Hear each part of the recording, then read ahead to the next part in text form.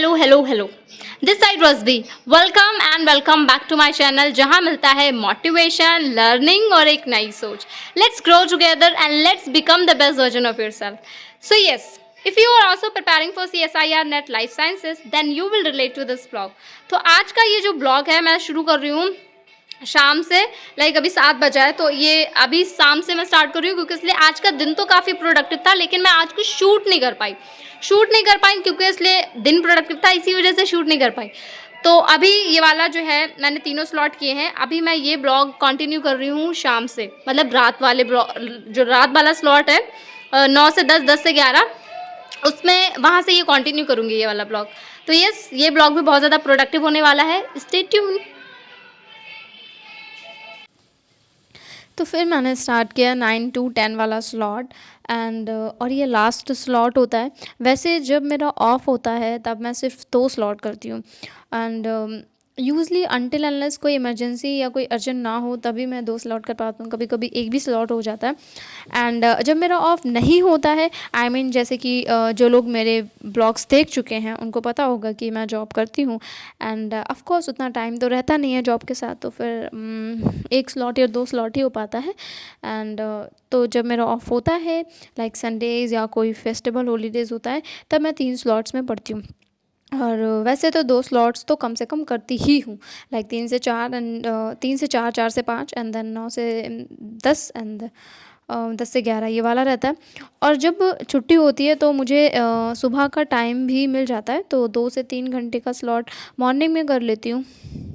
जैसे सपोज़ अगर मेरी कल छुट्टी है या फिर जब मेरी छुट्टी होती है तो मैं उठती हूँ मतलब 6 बजे उठ जाती हूँ एंड मैं अपनी पढ़ाई स्टार्ट करती हूँ 7 बजे से। तो फिर मैं 7 से 8, 8 से 9 और 9 से 10, यानी कि सुबह मैं 3 घंटे का स्लॉट करती हूँ। और फिर अगर मैं 3 घंटे का सुबह में नहीं कर पाती हूँ तो फिर मैं 1 घंटे का मतलब ऐसे कर लेती हूँ 12 से 1, और फिर मैं 3 से 4, 4 से 5 करती हूँ, फिर मैं 9 से 10 और 10 से 11, यानी कि मैं अराउंड 6 से 7 घंटे की पढ़ाई करती हूँ जब मेरा ऑफ़ नहीं होता है। और जब मेरा ऑफ़ होता है तो फिर मुश्किल से मैं 3 घंटे मैनेज कर पाती हूँ पढ़ने के लिए, क्योंकि इसलिए फिर टाइम इतना ज़्यादा होता नहीं है और भी चीज़ें करने को रहती हैं। सो अभी मैं बना रही हूँ नोट्स। और वैसे लाइक जो 3rd एंड 4th सेमेस्टर होता है उसमें आते आते लाइक ना काफ़ी वर्डन भी हो जाता है। फर्स्ट सेमेस्टर, सेकेंड सेमेस्टर बहुत स्मूथली निकल जाता है, पता भी नहीं चलता है। So yes guys, good morning, it's another day. तो अभी मैं जो हूँ अपना दिन जो है वो स्टार्ट करने वाली हूँ। अभी मैं पढ़ाई करने नहीं जा रही हूँ, अभी मुझे साइनॉप्सिस बनानी है जो कि मुझे सबमिट करनी है 28 अक्टूबर तक। तो काफ़ी कम दिन बचे हैं, तो उससे भी कंप्लीट करना है और जिसको बनाने में लाइक मुझे अभी काफ़ी टाइम लग सकता है। और अभी थीसिस भी बनानी है, तो अब थोड़ा थोड़ा तो अभी से स्टार्ट करना रहेगा, तभी जाके कंप्लीट होगी। तो फिर अभी मैं बनाने जा रही हूँ साइनॉप्सिस, और मेरी साइनॉप्सिस का जो टॉपिक है that is air pollution and its impact on human health. तो यस, पहले वो बनाऊंगी।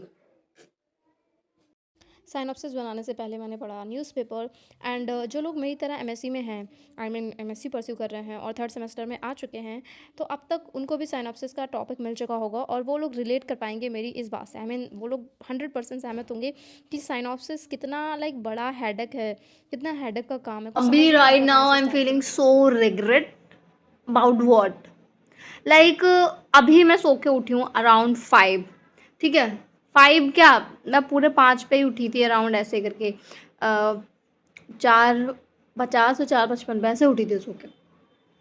एंड देन मुझे रियलाइज़ हुआ कि मतलब मैंने 3 से 4, 4 से 5 वाला स्लॉट किया ही नहीं। मतलब मैं जब सोई मुझे होश ही नहीं है कि मुझे उठना कब है। एक्चुअली सिनॉप्सिस बनाते बनाते काफ़ी टाइम लग गया था, तो आई मीन स्क्रीन टाइम इतना ज़्यादा हो गया था, लाइक स्क्रीन देखते देखते आंखें बिल्कुल थक चुकी थी, तो इस वजह से आंखें खुली ही नहीं और वो वाला 3 से 4, 4 से 5 वाला स्लॉट छूट गया। लेट्स ईट सोन पापड़ी। जैसा कि एक स्लॉट तो छूट ही गया था, तो फिर उसको कवर तो करना था, तो फिर मैंने लाइक लास्ट जो स्लॉट था उसमें अपने नोट्स बनाए। एंड मैं साइनॉप्सिस को इतना हेडेक का काम इसलिए बोली थी कि यार पीएचडी करने से पहले ही पीएचडी वाली फीलिंग आने लगती है, लाइक बहुत ज़्यादा रिसर्च करनी रहती है इस टाइप से। जैसे कि डेट तो अनाउंस हो ही चुकी है एग्ज़ाम की, दैट इज़ 18 दिसंबर। एंड अब आज से बचे हैं 53 डेज़। लाइक आज 25 अक्टूबर है, तो आज से 53 डेज़ ही बचे हैं। तो अगर यहीं पर आपने लाइक सही से मेहनत कर ली, आपको कोई नहीं रोक सकता एग्ज़ाम क्रैक करने से। एक्चुअली होता क्या है, एस्पायरेंट पूरे साल तो लगे रहते हैं, लेकिन वो एग्ज़ाम के करीब आते आते ना नर्वस फील करने लगते हैं, एंजाइटी होने लगती है। अगर यहाँ पे अपने आप को कोई संभाल लेना, लास्ट 50 डेज़ में खुद को डीमोटिवेट ना होने दे, तो और मेहनत करता रहे, तो बस जीत उसकी ही है। एंड आई वुड सजेस्ट कि अब न्यू टॉपिक्स को बिल्कुल हाथ नहीं लगाना है, उनको बिल्कुल छूना भी नहीं है।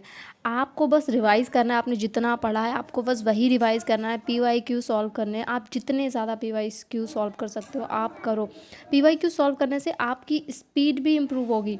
लाइक आपका काफ़ी टाइम बचेगा, आपको उसका फ़ायदा एग्ज़ाम में दिखेगा। आपको अभी पीवाईक्यू सॉल्व करना में भी अच्छा ना लगे कि यार बार बार सेम प्रोसेस करते करते बोर हो गए होगे, लेकिन लिटरली आपको पीवाईक्यू सब जितने ज़्यादा सॉल्व करोगे उसका फ़ायदा आपको एग्ज़ाम में देखने को मिलेगा कि आप कितना क्वेश्चन ईज़िली सॉल्व कर पा रहे हो, आपकी स्पीड कितनी इम्प्रूव हुई है।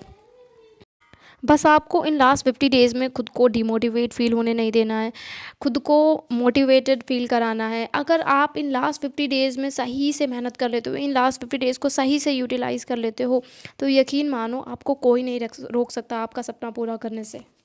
So yes, stay focused and keep learning.